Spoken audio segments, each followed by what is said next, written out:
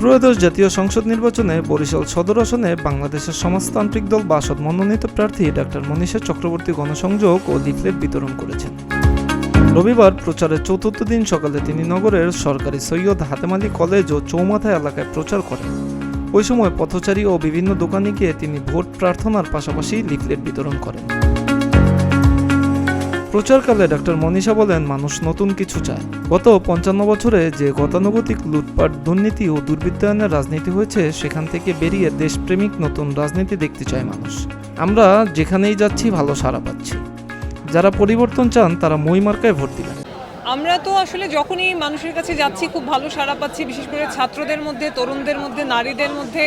আমরা মনে করি যে তারা একটা নতুন কিছু চায়। এই গতানুগতিক যে লুটপাটের রাজনীতি গত ৫৫ বছর বাংলাদেশে হয়েছে, এই লুটপাট, দুর্নীতির, দুর্বৃত্তায়নের রাজনীতি থেকে বের হয়ে তারা একটা নতুন বাংলাদেশের রাজনীতি দেখতে চায়। দুপুরে বিএনপি মনোনীত প্রার্থী মুজিবুর রহমান সারোয়ার গণসংযোগ ও লিফলেট বিতরণ করেন।